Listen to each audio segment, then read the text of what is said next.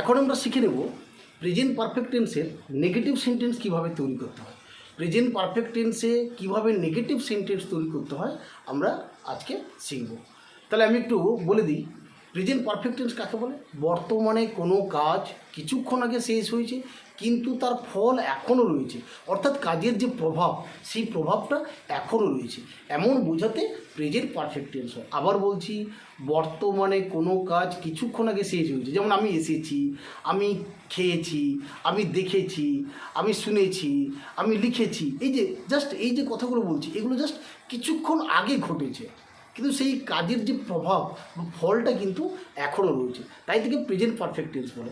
এখন শিখে নেব প্রেজেন্ট পারফেক্ট টেন্সের নেগেটিভ স্ট্রাকচার বা নেগেটিভ সেন্টেন্স কীভাবে তৈরি করতে হয়। প্রেজেন্ট পারফেক্ট টেন্সের নেগেটিভ সেন্টেন্সগুলো কীভাবে তৈরি করব, নেগেটিভ সেন্টেন্স কীভাবে তৈরি করব এটা আমরা শিখব। নেগেটিভ সেন্টেন্স প্রথমে কী লিখব? স্ট্রাকচারটা সাবজেক্ট লিখব, তারপরে হ্যাজ অবলিক হ্যাভ লিখব, তারপরে নট লিখব, তারপরে ভার্ব ফ্রি, দেন অবজেক্ট, দেন রিমেইনিং, ফুল স্টপ দেব। আবার বলছি, প্রেজেন্ট পারফেক্ট টেন্সের যে নেগেটিভ সেন্টেন্সের প্রথমে সাবজেক্ট আসবে, তারপরে হ্যাজ অবলিক হ্যাভ।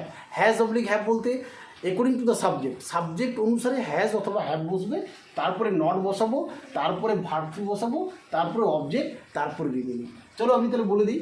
প্রথমে আমি ধরো এখানে লিখলাম, আমি দিশা লিখলাম, দিশা সাবজেক্ট দিশা, দিশার পরে হ্যাজ হবে, দিশা হ্যাজ নট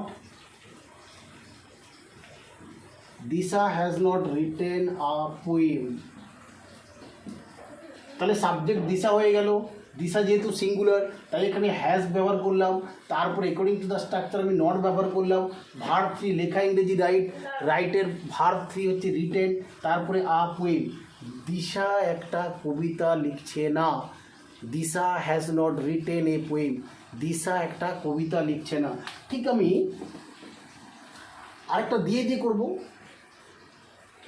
দের পরে হ্যাভ বসবে, they have caught,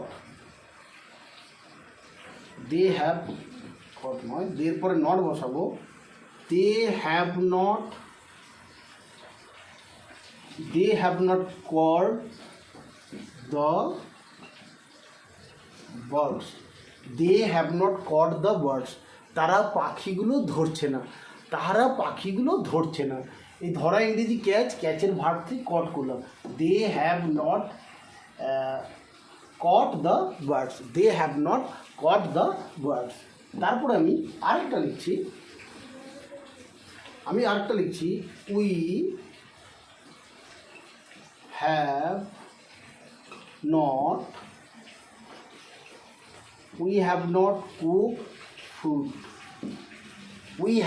cooked food, আমরা খাবার রান্না